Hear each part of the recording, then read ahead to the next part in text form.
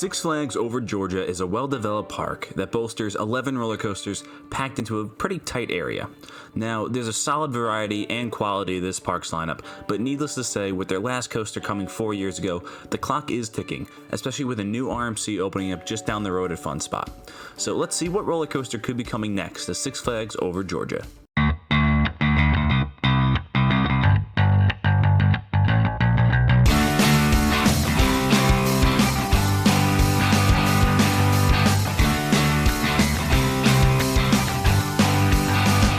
Now let's start things off with a breakdown of the park's lineup. The park offers 4 B&Ms, Goliath, Batman, Georgia Scorcher, and Superman.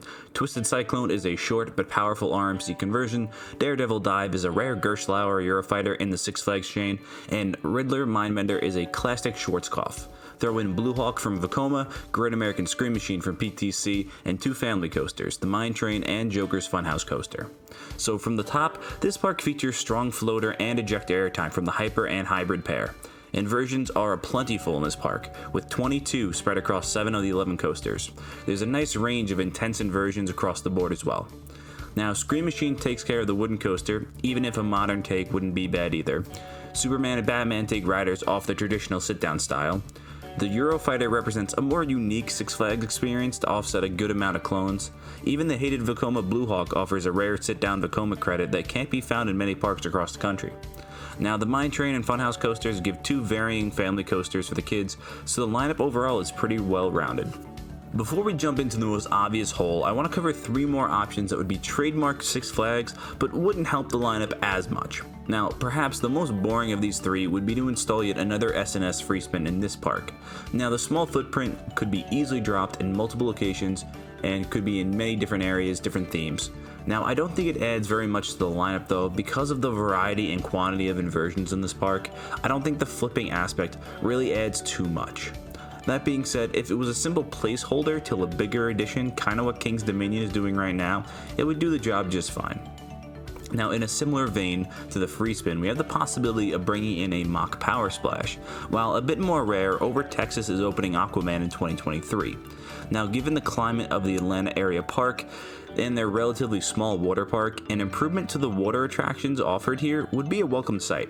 Now, I think they could drop this next to Blue Hawk on the water, or replace the Sunshow Theater in Gotham if they wanted to tie Aquaman to the theme. Now, I think the mini log flume could also be replaced here if the park wanted to replace an aging water attraction with a more modern one, but you'd be going from more family to thrill, and it may require some footpath redesign. So at the end of the day, I like this idea, but it's far from a full-scale thrill coaster that many people are hoping for. Finally, we have the model that is popping up all over the country and across Six Flags parks, the RMC Raptor. Now, the park is in between the size that you'd probably take the prototype or the larger clone, depending on what the chain wanted to do. However, for a park with an RMC already and plenty of intensity, this doesn't quite break the mold. Not that it stopped parks like Fiesta Texas or Magic Mountain from getting multiple RMCs, and I'd be willing to bet that Great America adds one soon as well. Now, the single rail is a very interesting ride style, and the prototype is significantly different from anything else in the world and in the park. Now, the closest single rail would be New Jersey or Texas, so we could easily draw in local guests even if it doesn't bring that totally new style to the park. Now, a strong addition for sure, cost effective, and it's pretty easy to put just around anywhere. But that leads us to the biggest gap in the lineup, the missing launch coaster. Since 2001, this park has been without one. Now, looking back at Blue Hawk's plot or that stunt building, either of the big Six Flags style launch coasters would really work here. Now, you have the SNS Air Launch or the Premier Multi-Launch that could easily be designed for both. The square lake could serve as a great backdrop to a dueling Premier launch coaster making laps around, although removing Blue Hawk is probably necessary to give a much nicer size to work with.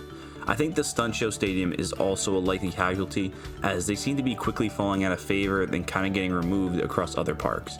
Now, using that backstage area, a bit of the parking lot right there, and flying over the rapids could lead to a perfect spot for yet another superhero coaster. Now, personally, I would love to see more of the SNS Air Launch coasters open up in the States, but unfortunately, I don't think the space for a long straight is as easy to find as the plots for those Premier launches that are a little more subtle and they don't really need as much room. Now, I think a Premier launch would be nearly as good for the park, but would most likely require something major removed for the space because those large square pots are definitely bigger. Now, I think a good choice that's likely to happen is going to be that mock power splash. Squeeze it into that stunt building plot, theme it to Aquaman. The ride brings a big water element to a hot climate, and it would be a nice holdover till the chain feels like dropping another major coaster. And we know how much Six Flags loves to expand water parks. Now, I see there being two real caveats here.